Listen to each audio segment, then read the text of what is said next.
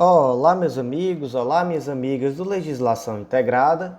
Aqui quem fala é o professor Bruno Valente e a nossa conversa de hoje é sobre jurisprudência em teses do STJ, edição de número 204.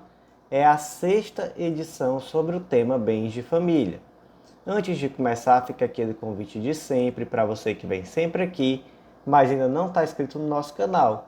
Seja no Spotify, Deezer, Apple Podcasts, Google Podcasts ou mesmo no YouTube.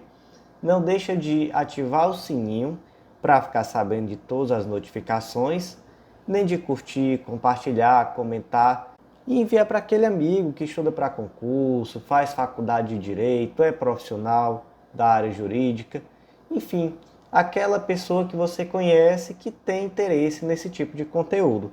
Ajuda demais a manter a continuidade desse trabalho. Fica também o convite para você nos seguir no Instagram, @legislação_integrada, onde todo dia temos novidade. E por último, o convite mais especial de todos, não deixa de acessar legislaçãointegrada.com.br. Lá você vai conhecer o Clube da Lei, que te dá acesso a todos os nossos materiais de lei seca e jurisprudência, além também de vários planos de leitura, tudo de forma ilimitada. Planos de leitura por carreira e por edital específico, sem nenhum custo adicional. Todos os planos feitos de tal forma que você consiga ter uma continuidade de estudo. Dessa forma, você não precisa reiniciar seu estudo do zero, trocando o material a cada novo edital que sai. E você também, naturalmente, não precisa gastar seu suado dinheirinho comprando um plano de leitura específico a cada novo edital. Então não perde, é só vantagem. Vem fazer parte do nosso clube, que é baratinho, você vai ver que é o melhor investimento que você vai fazer na sua vida de concurseiro. Sem mais delongas, vamos começar. Tese 1. Não é cabível a medida cautelar fiscal de indisponibilidade de bens que recaia sobre bem de família, em razão da proteção contida no artigo 1º da Lei 8.009 de 1990. Gente, como já conversamos longamente, esse já é, salvo engano, o 5º podcast seguido do Jurisprudência em Tese sobre o tema. Aquele imóvel que é habitado por entidade familiar, ele é impenhorável, ainda que haja outros imóveis de propriedade daquele indivíduo. Mas aquele imóvel onde ele reside, esse imóvel possui o atributo, a característica da impenhorabilidade, seja por uma dívida civil, comercial, fiscal, previdenciária ou de outra natureza. Inclusive, e aqui vamos relembrar, já falando de jurisprudência, já falamos aqui de um ponto jurisprudencial, né? Ainda que o indivíduo tenha outras casas, independentemente também do valor do imóvel, então não importa se é uma mansão, se é um imóvel super caro, mesmo assim, e mesmo que se trate de uma família unipessoal, então mesmo o indivíduo solteiro que reside em sua casa tem direito à impenhorabilidade do bem de família. Então, gente, aqui na tese 1 fala sobre a medida cautelar fiscal. Onde é que essa medida cautelar fiscal está prevista?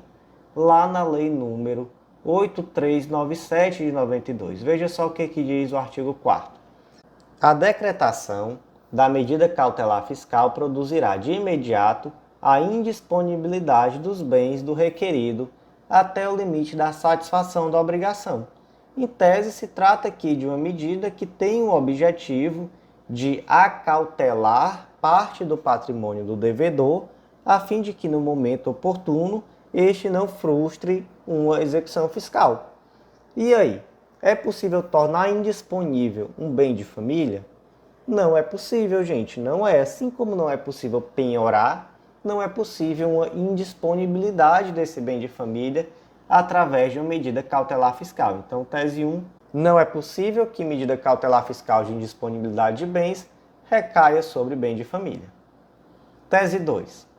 Decidida a questão da impenhorabilidade do bem de família nos termos da Lei 8.009 de 90, não é permitido ao judiciário, ao seu arbítrio, em razão da preclusão consumativa, proferir novo pronunciamento sobre a mesma matéria. Vamos aqui para o caso concreto. O Pedro propôs uma execução em face do Miguel, requerendo, nos autos do processo, a penhora de um imóvel pertencente ao executado. O pedido foi negado pelo juiz em sede de decisão interlocutória, sendo essa decisão confirmada pelo Tribunal de Justiça do Estado, em decisão não recorrida.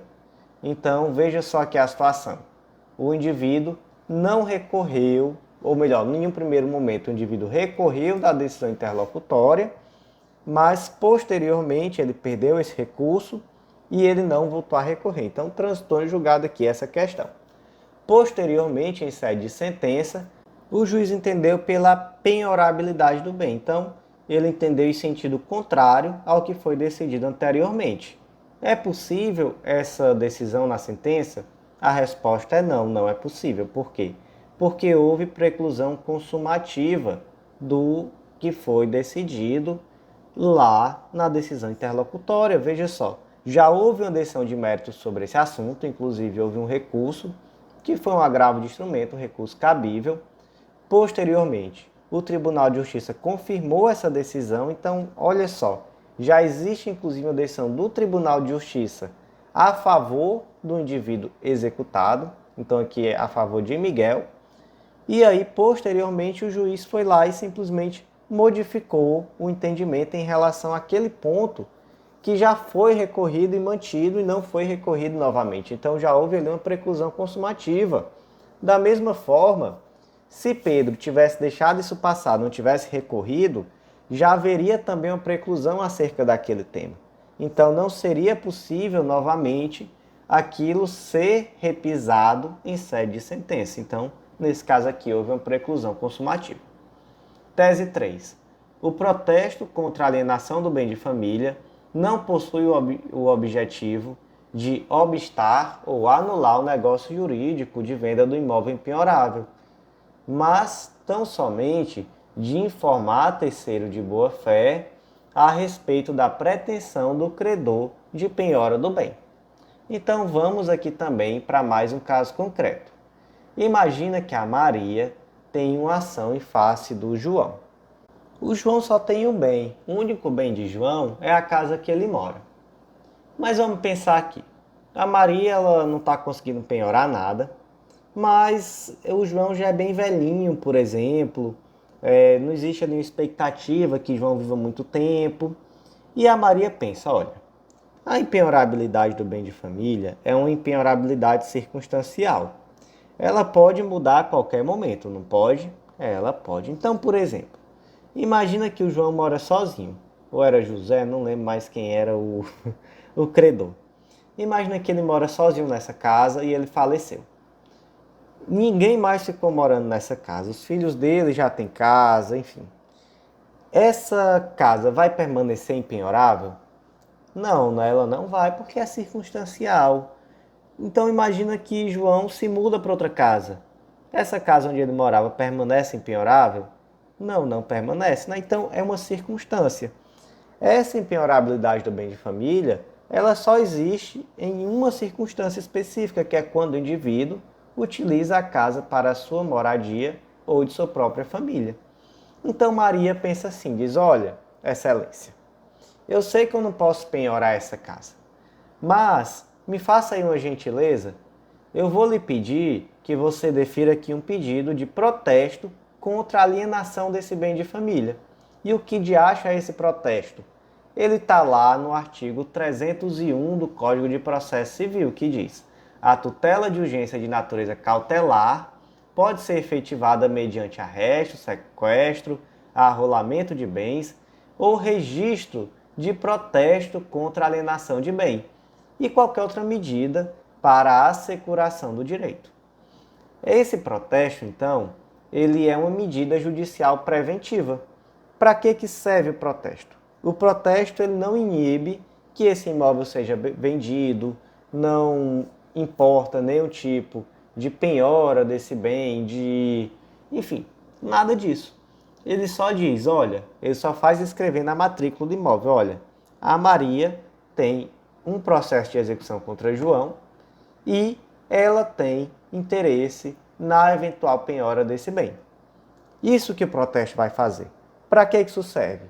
Para, em um determinado momento, se João resolver vender esse bem, o terceiro não vai poder alegar boa-fé na compra desse bem. Então, por exemplo, o João ele vai tentar ocultar o bem para poder se livrar da dívida mesmo. Ele vai tentar praticar uma fraude contra credores. O protesto vai ter simplesmente o objetivo de inibir essa fraude contra credores, porque o terceiro nunca vai poder dizer que está de boa fé se existir uma inscrição na matrícula do imóvel falando sobre a existência dessa execução. Portanto, se em um determinado momento essa proteção da impenhorabilidade do bem de família deixar de existir por alguma razão circunstancial, então o João, o José, não lembro, deixou de morar na casa, ou então ele morreu e ficou de herança e vai para a partilha. Enfim, se por qualquer razão deixou de existir, então simplesmente esse bem deixou de ser impenhorável. Então o protesto vai servir nesse momento.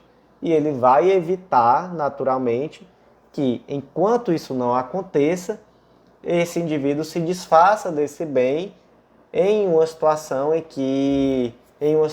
de fraude contra credores. Basicamente isso, é uma proteção da Maria em face de uma possível dilapidação desse patrimônio, já que os terceiros não vão poder alegar a existência de boa-fé. Tese 4. A ausência de averbação da hipoteca no cartório de registro de imóveis, por si só, não afasta a exceção à regra de impenhorabilidade prevista no artigo 3º, inciso 5º da Lei 8.009 de 90. Vamos lá para o artigo 3º, inciso 5º. Ele diz: a impenhorabilidade é oponível em qualquer processo de execução civil, fiscal, previdenciária, trabalhista ou de outra natureza, salvo se movido, a inciso 5, para execução de hipoteca sobre o imóvel, oferecido como garantia real pelo casal ou pela entidade familiar. Por que, gente? O que é pelo casal ou pela entidade familiar mesmo? Nós conversamos sobre isso já em outras edições do Jurisprudência em Tese, não foi? Porque, para que seja possível a hipoteca ser uma exceção à impenhorabilidade do bem de família, é necessário que esse imóvel tenha sido dado em hipoteca em favor da família. Então, se, por exemplo, você viu uma situação em que o imóvel, bem de família, foi dado em hipoteca em favor de uma dívida comercial de uma empresa ou algo do tipo, você já acende o alerta. Porque, em regra, esse imóvel não vai poder ser penhorado, mesmo tendo sido dado em hipoteca. Por que em regra? Porque, por exemplo, temos decisões do STJ em que os cônjuges são os únicos sócios da empresa. E aí, nesse caso, o STJ entendeu, não, nesse caso aqui, de fato, a empresa pertence unicamente aos cônjuges, logo, se esse imóvel foi dado em hipoteca em benefício dessa empresa, temos que pressupor que essa hipoteca também foi em benefício da entidade familiar. Então, veja só, atenção, muita atenção. Não é qualquer hipoteca sobre o imóvel bem de família que lhe retira a impenhorabilidade. Tem que ser uma hipoteca dada em benefício da entidade familiar. E aqui nesse caso, é outro problema, né? Eu falei sobre isso naturalmente porque é um tema importante, mas o tema aqui que a tese 4 traz é o seguinte: a hipoteca ela foi celebrada em contrato entre as partes, mas não foi averbada no cartório de imóveis. Então, na matrícula do imóvel não foi averbada essa hipoteca. Mesmo assim, é possível alegar essa hipoteca como exceção à impenhorabilidade do bem de família? Claro que sim. Gente, para que serve averbar a hipoteca na matrícula do imóvel? Serve para uma coisa, serve para dar publicidade. Então, serve para que essa hipoteca seja pública, para que terceiros não possam alegar que a desconhecem. Então, a partir do momento que você averba a hipoteca na matrícula do imóvel, ninguém no mundo vai poder dizer que desconhece a existência dessa hipoteca. Se você não averba, aí você tem um contrato. E esse contrato vai continuar tendo efeito entre as partes normalmente. Não entre terceiros, mas entre as partes, ok. Então, Mesmo que não esteja averbada a hipoteca, é sim possível que se alegue que, nesse caso, poderá ser penhorado o bem de família. Tese 5.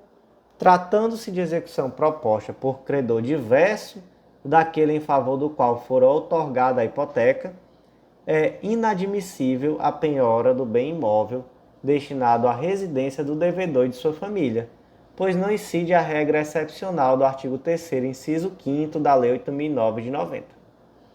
Eu confesso a vocês que eu fui fazer uma boa busca aqui sobre os julgados que fundamentam essa tese.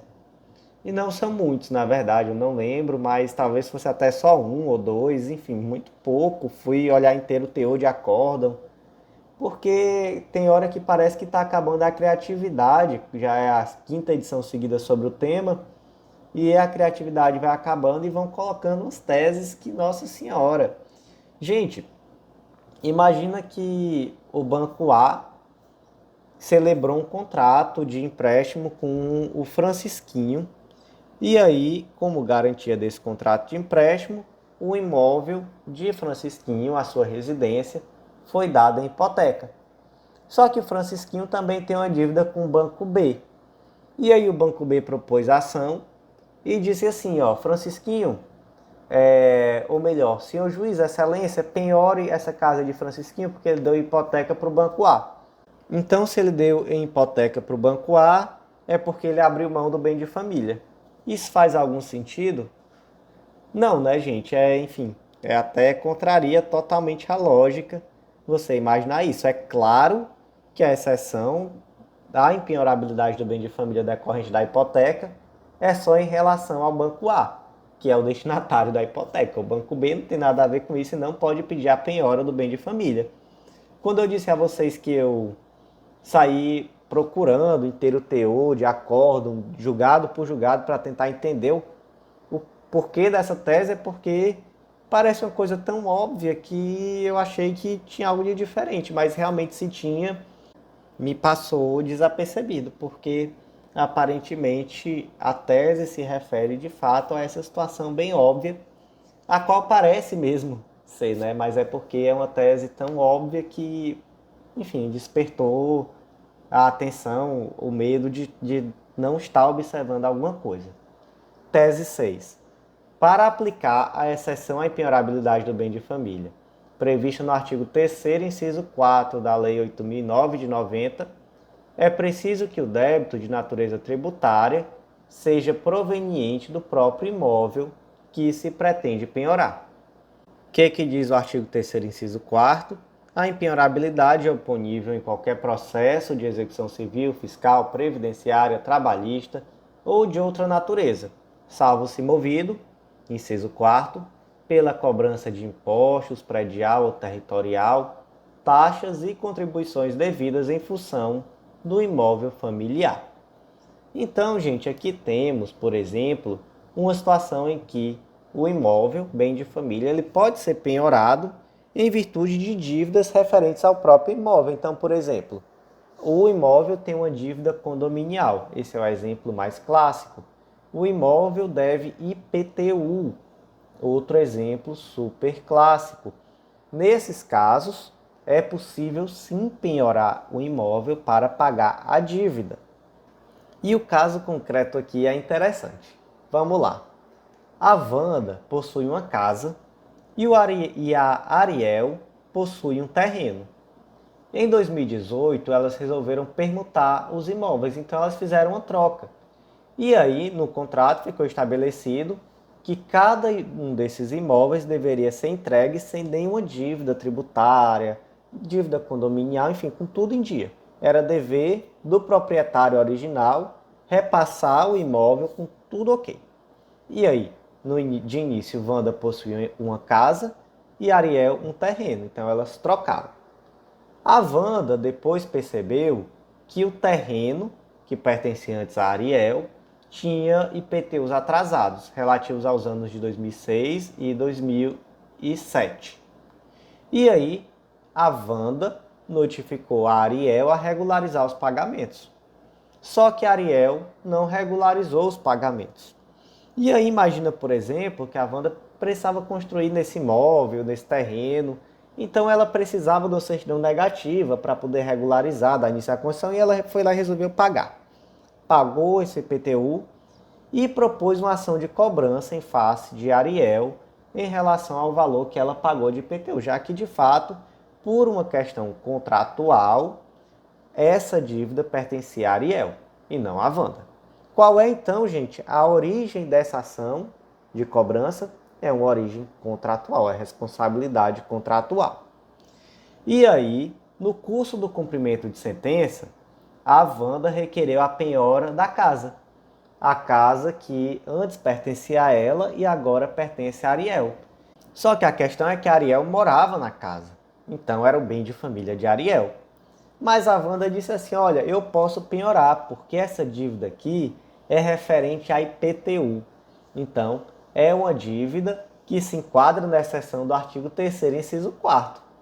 Aí a Ariel olhou assim de uma forma estranha e disse, mas moça, senhora, é IPTU de outro imóvel, é o IPTU do terreno. E você está pedindo para penhorar a minha casa. Então você está confundindo alhos com bugalhos aí. Porque veja só, a origem da sua dívida, ou melhor, a origem da minha dívida com você é contratual. Tem nada a ver aqui com minha casa, é um contrato que eu descumpri com você.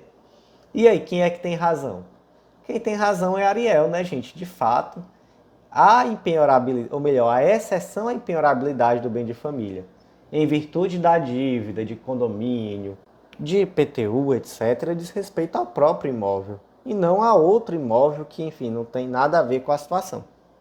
Tese 7. A alienação pelo executado de imóvel considerado bem de família após a constituição do débito tributário não caracteriza fraude à execução fiscal, pois a transferência do imóvel não afasta a cláusula de impenhorabilidade do bem.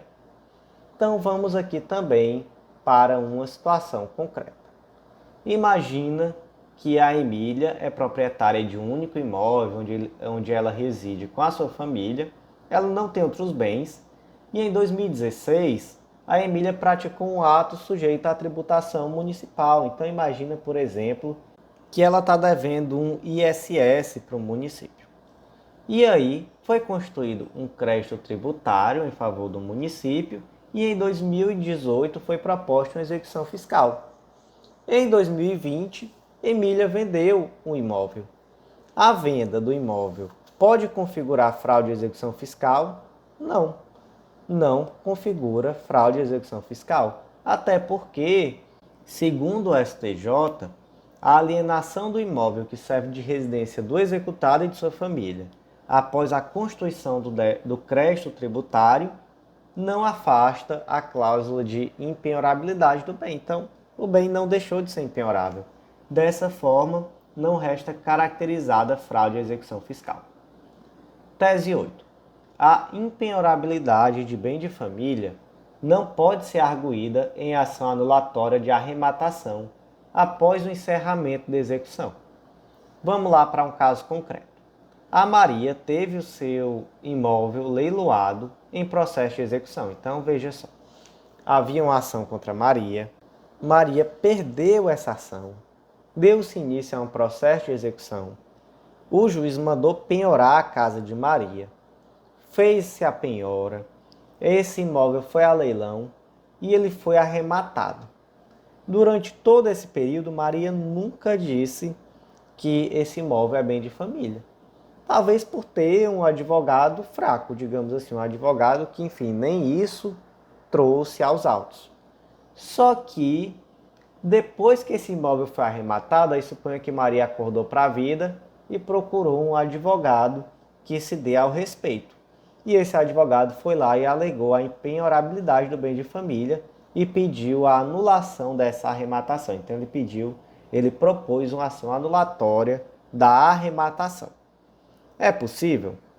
Gente, não é possível, né? Aqui existe uma preclusão. A Maria tinha que ter alegado essa questão da impenhorabilidade do bem de família na primeira oportunidade, dentro do processo de execução. Não é possível fazer aqui como Maria, que esperou acabar o processo de execução, o imóvel ser arrematado, para só depois ir atrás de um advogado que fosse propor uma ação anulatória de arrematação. Então, realmente Maria dormiu aqui no ponto e já não é mais possível alegar essa impenhorabilidade do bem de família. Tese 9. O afastamento da exceção à impenhorabilidade prevista no artigo 3º da Lei 8.009 de 90 não se estende ao saldo remanescente do produto da arrematação, de forma que quitada a dívida, o crédito excedente não perde seu caráter de bem de família. Então vamos lá, caso concreto. O José hipotecou sua casa, onde vive com a sua família, como garantia de um empréstimo tomado junto ao Banco X. Depois de um tempo, José passou a atrasar o pagamento das prestações, houve uma execução, uma penhora e leilão do bem. Esse bem foi arrematado, a dívida, por exemplo, que era no valor de R$ 500 mil, foi quitada, mas a arrematação foi em 600 mil, então sobrou 100 mil. E aí, esses 100 mil devem ser o quê? Devolvidos a José. Já que a dívida era 500, 100 mil vai para o bolso de José. Até aí, ok. Só que acontece que o José tinha outros credores, ele não devia só ao Banco X. E já existiam outras execuções contra José. Quando os outros credores ficaram sabendo, a primeira coisa que eles pediram foi a penhora desses 100 mil reais. E aí o que o José disse? Opa, aqui não.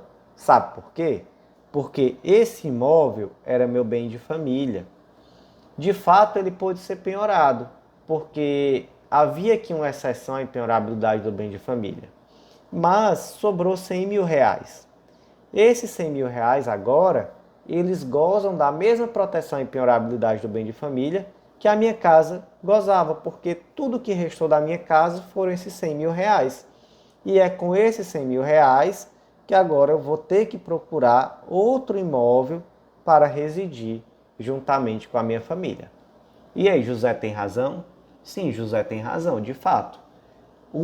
A penhora do imóvel e a arrematação não retira o caráter de bem de família do valor remanescente dessa arrematação. Então, de fato, esses 100 mil reais são impenhoráveis. Tese 10.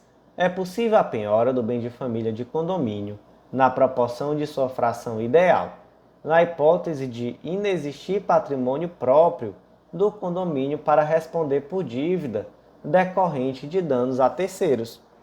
Então, vamos aqui para um caso concreto. Não, primeiramente, vamos lá. Onde está essa exceção à impenhorabilidade do bem de família aqui, decorrente de dívida do condomínio? Está lá no artigo 3º, inciso 4º, nós já vimos, para cobrança de impostos, predial territorial, taxa, contribuição devida, em função do imóvel familiar. Então aqui, por exemplo, entra a dívida condominial, e não só a dívida condominial ordinária, mas também aquela decorrente de evento extraordinário. Então, por exemplo, vamos aqui para um caso concreto. A Margarida é proprietária de um dos 10 imóveis residenciais contidos no condomínio Vila das Amélias. Certo dia, um transeunte passava na rua quando o muro da frente do prédio desabou e causou danos a esse indivíduo que estava transitando. Após regular a tramitação de ação indenizatória, foi assegurado ao transeunte um crédito de 100 mil reais em face do condomínio. E aí quem é que paga essa dívida? Quem paga essa dívida é o condomínio. E se o condomínio não tiver dinheiro? Aí, naturalmente, quem vai ter que desembolsar são os moradores, são os proprietários dos imóveis residenciais desse condomínio. E se eles não pagarem? E aí o que acontece? E aí os imóveis podem ser penhorados, porque essa dívida ela tem natureza condominial, igualzinho à dívida decorrente de despesa ordinária do condomínio. Então, nesse caso aqui, o imóvel de Margarida pode ser penhorado na proporção ideal da sua propriedade. Então, são 10 imóveis, a dívida é de 100 mil reais, o imóvel de Maria vai poder ser penhorado para responder por até 10 mil reais dessa dívida. Tese 11.